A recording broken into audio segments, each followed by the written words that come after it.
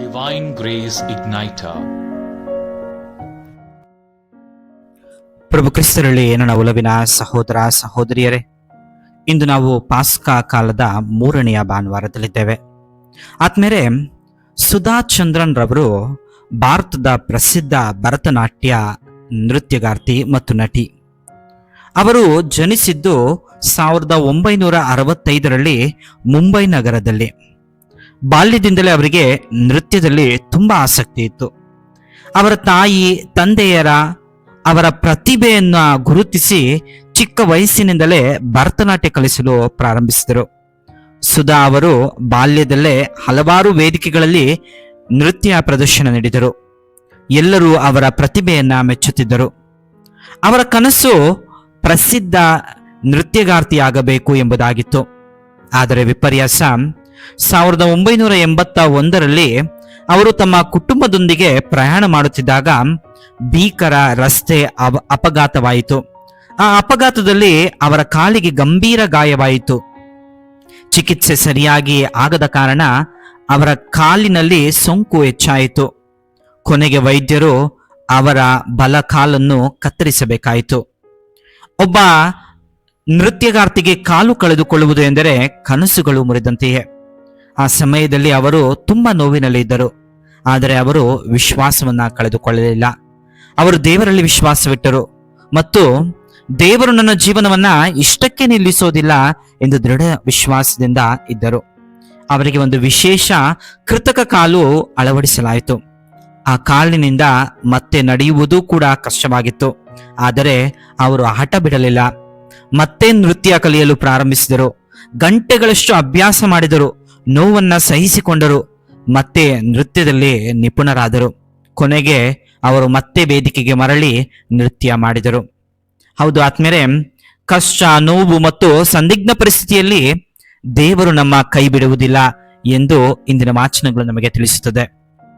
ಆತ್ಮೀಯರೇ, ಇಂದಿನ ಮೊದಲನೇ ವಾಚನವನ್ನ ಪ್ರೇಷಿತರ ಕಾರ್ಯಕಲಾಪಗಳಿಂದ ಆರಿಸಲಾಗಿದೆ. ಪ್ರಭು ಯೇಸುವಿನ ಮರಣದ ನಂತರ ಶಿಷ್ಯರು ಭಯಭ್ರಾಂತರಾಗಿ ನಡುಗುತ್ತಿದ್ದರು. ಅವರು ಹೊರಗೆ ಹೋಗಿ ಜನರನ್ನು ಭೇಟಿಯಾಗಲು ಸಿದ್ಧರಾಗಿರಲಿಲ್ಲ. ಏಕೆಂದರೆ ರೋಮನ್ ಸೈನಿಕರು ತಮ್ಮ ಮೇಲೆ ದಾಳಿ ಮಾಡಿ ಅವರನ್ನು ಕೊಲ್ಲಬಹುದು ಎಂದು ಅವರು ಭಯಪಟ್ಟಿದ್ದರು. ಎಲ್ಲಾ ಶಿಷ್ಯರು ಸಣ್ಣ ಸ್ಥಳದಲ್ಲಿ ಸೇರಿ ತಮ್ಮ ಮುಂದಿನ ಭವಿಷ್ಯ ಏನೋ ಹೇಗೋ ಎಂದು ಯೋಚಿಸುತ್ತಿದ್ದರು. ಆದರೆ ಪುನರುತ್ಥಾನಗೊಂಡ ಪ್ರಭು ಕ್ರಿಸ್ತನ ದರ್ಶನದ ನಂತರ ಮತ್ತು ಪವಿತ್ರಾತ್ಮರನ್ನು ಅವರ ಮೇಲೆ ಇಳಿದು ಬಂದ ನಂತರ ಅವರು ಪವಿತ್ರಾತ್ಮಭರಿತರಾದರು. ಅವರು ಸೈನಿಕರು, ಮಹಾಯಾಜಕರು, ಧರ್ಮಶಾಸ್ತ್ರಜ್ಞರ ಅಥವಾ ಫರಿಸಾಯರ ಬಗ್ಗೆ ಚಿಂತಿಸಲಿಲ್ಲ. ಅವರು ವಿವಿಧ ಸ್ಥಳಗಳಿಗೆ ಹೋಗಿ ಸುವಾರ್ತೆಯನ್ನ ಪ್ರಕಟಿಸಿದರು. ಆದ್ಮೇಲೆ ಇಂದಿನ ಮೊದಲನೇ ವಚನದಲ್ಲಿ ಪೇತ್ರನು ಯೇಸುವಿನ ಬಗ್ಗೆ ಸುವಾರ್ತೆಯನ್ನು ಪ್ರಕಟಿಸುತ್ತಿರುವುದನ್ನ ನಾವು ನೋಡುತ್ತೇವೆ. ಪ್ರಭು ಯೇಸುವನ್ನು ಮರಣದಿಂದ ಪುನರುತ್ಥಾನಗೊಳಿಸಿದ ದೇವರ ಕಾರ್ಯವನ್ನ ವಿವರಿಸಿ ಜನಗೆ ತಿಳಿಸುತ್ತಾರೆ. ಹಾಗೂ ದಾವೀದನ ವಂಶದಿಂದ ಮೆಸ್ಸಾಯನ ಆಗಮನವಾಗುವುದು ಎಂದು ನುಡಿದ ಪ್ರವಾದನೆ ನೆರವೇರಿತು ಎಂದು ಹೇಳುತ್ತಾರೆ. ಪೇತ್ರನು ತಮ್ಮ ಪ್ರಬೋಧನೆಯಲ್ಲಿ ಇಸ್ರಾಯೇಲರ ಪ್ರಚಲಿತ ರಾಜನಾದ ದಾವೀದನ ಅರಸನ ಬಗ್ಗೆ ಹಾಗೂ ಕೀರ್ತನೆ 16 ಬಳಸಿ ದೇವರು ಯಾವ ರೀತಿ ಕ್ರಿಸ್ತನನ್ನು ಮರಣದಿಂದ ಜೀವಂತಗೊಳಿಸಿ ಪುನರುತ್ಥಾನಗೊಳಿಸಿದರೆಂದು ತಿಳಿಸುತ್ತಾರೆ. ಪೇತ್ರನು ತಮ್ಮ ಬೋಧನೆಯಲ್ಲಿ ತುಂಬಾ ಧೈರ್ಯದಿಂದ ಮಾತನಾಡಿದನು. ಯೇಸುವಿನ ಮರಣದ ನಂತರ ಅವರು ಅಷ್ಟು ಧೈರ್ಯಶಾಲಿಯಾಗಿರಲಿಲ್ಲ. ಆದರೆ ಈಗ ದೇವರ ಕೃಪೆಯಿಂದ ಮತ್ತು ಪರಿಶುದ್ಧ ಆತ್ಮನಿಂದ ಪ್ರೇರಿತನಾಗಿ ಅವರು ಸುವಾರ್ತೆಯನ್ನು ಧೈರ್ಯವಾಗಿ ಘೋಷಿಸಿದರು. ಸಂದಿಗ್ಧ ಪರಿಸ್ಥಿತಿಯಲ್ಲಿ ಇದ್ದ ಪ್ರೇಷಿತರಿಗೆ ಪ್ರಭು ಯೇಸು ನೆರವಾದರು. ಆತ್ಮನ ಇಂದಿನ ಶುಭ ಸಂದೇಶದಲ್ಲಿ ಸಂತ ಲೂಕಾರವರು ಬಹಳ ಸುಂದರವಾಗಿ ಎಮಾವುಸ್ ಆದಿಯಲ್ಲಿ ಇಬ್ಬರು ಪ್ರೇಷಿತರು ಪುನರುತ್ಥಾನರಾದ ಪ್ರಭು ಯೇಸುವಿನ ಜೊತೆಯಲ್ಲಿ ಸಾಗಿದ ಘಟನೆಯನ್ನ ಕಾಣುತ್ತೇವೆ. ಆದ್ಮೇಲೆ ಎಮಾವುಸ್ ಜೆರುಸಲೇಮಿನಿಂದ ಸುಮಾರು 7 ಮೈಲಿ ದೂರದಲ್ಲಿರುವ ಒಂದು ಗ್ರಾಮ. ಬೈಬಲ್ನ ಕೆಲವು ಪಂಡಿತರು ಹೇಳುವ ಪ್ರಕಾರ ಇವರಿಬ್ಬರು ಗಂಡ ಹೆಂಡತಿ ಆಗಿರಬಹುದು ಎಂದು ಹೇಳುತ್ತಾರೆ. ಕ್ಲೋಫಾಸ್ ಮತ್ತು ಅವನ ಸಂಗಾತಿ ಎಮಾವುಸ್ ಗ್ರಾಮಕ್ಕೆ ನಡೆಯುತ್ತಿದ್ದರು. ಅವರು ಯೇಸುವಿನ ಶಿಷ್ಯರಾಗಿದ್ದರು. ಇವರಿಬ್ಬರು ಪ್ರಭು ಯೇಸುವನ್ನು ಶಿಲುಬೆಗೆ ಹಾಕಲ್ಪಟ್ಟ ಘಟನೆ ಮತ್ತು ಅವರನ್ನ ಸಮಾಧಿ ಮಾಡಿದ್ದನ್ನು ಚರ್ಚಿಸುತ್ತಾ ಬಹಳ ಬೇಸರವಾಗಿ ಸಾಗುತ್ತಿದ್ದರು. ಆದ್ಮೇಲೆ ಪ್ರಭು ಯೇಸು ತನ್ನ ಸಾರ್ವಜನಿಕ ಸೇವೆಯನ್ನ ಸುಮಾರು 3 ವರ್ಷಗಳ ಕಾಲ ನಡೆಸಿದರು. ಅವರು ಅನೇಕ ಅದ್ಭುತ ಕಾರ್ಯಗಳನ್ನು ಮಾಡಿದರು. ಜನರು ಅವರನ್ನು ಮೆಸ್ಸಿಯ ಎಂದು ನಂಬಿದರು ಮತ್ತು ಇಸ್ರೇಲ್ನ ಜನರನ್ನ ರೋಮನ್ ಆಳ್ವಿಕೆಯಿಂದ ಮುಕ್ತಗೊಳಿಸುತ್ತಾರೆ ಎಂದು ನಿರೀಕ್ಷಿಸಿದರು. ಆದರೆ ಯೇಸು ಶಿಲುಬೆಯಲ್ಲಿ ಮೃತರಾದರು. ಆದ್ದರಿಂದ ನಂಬಿಕೆ ತುಂಬಿದ ಕೊಡವು ಒಡೆದಂತೆ ಅವರು ನಿರಾಶರಾದರು. ಆ ಕಾರಣದಿಂದಲೇ ಈ ಇಬ್ಬರು ಶಿಷ್ಯರು ನಿರಾಶೆಯಿಂದ ತಮ್ಮ ಸ್ವಂತ ಗ್ರಾಮಕ್ಕೆ ಮರಳುತ್ತಿದ್ದರು. ಆ ಹಾದಿಯಲ್ಲಿ ನಡೆದಿದ್ದಾದರೂ ಏನು? ಆ ಇಬ್ಬರು ಶಿಷ್ಯರು ಬಹಳ ಬೇಸರವಾಗಿ ತಮ್ಮ ವಿಶ್ವಾಸವನ್ನ ಕಳೆದುಕೊಂಡು ಕಂಗೆಟ್ಟು ಹೋಗುತ್ತಿದ್ದರು. ಆ ಸಂದರ್ಭದಲ್ಲಿ ಪ್ರಭು ಯೇಸು ಅವರಿಗೆ ಉತ್ತೇಜನ ನೀಡುತ್ತಾ ಅವರೊಂದಿಗೆ ಸಾಗಿದರು. ಅವರಲ್ಲಿ ಹಲವಾರು ಗೊಂದಲಗಳಿದ್ದವು.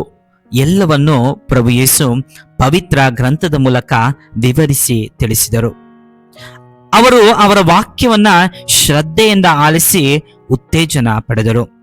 ಕೊನೆಯದಾಗಿ ಅವರ ಸ್ಥಳವನ್ನು ತಲುಪಿದಾಗ ಅವರ ಜೊತೆಯೇ ಇರುವಂತೆ ಕೇಳಿದಾಗ ರೊಟ್ಟಿ ಮುರಿದು ಭೋಜನ ಮಾಡಿದರು.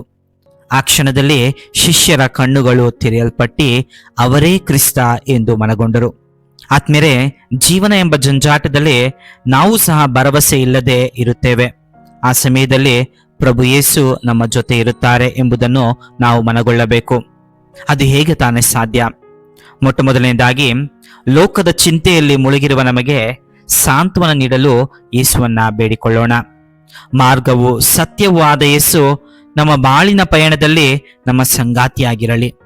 ನಾವು ಸರಿಯಾದ ಪಥದಲ್ಲಿ ನಡೆಯುವಂತೆ ಯೇಸು ನಮ್ಮ ಮಾರ್ಗದರ್ಶಕರಾಗಿರಲಿ.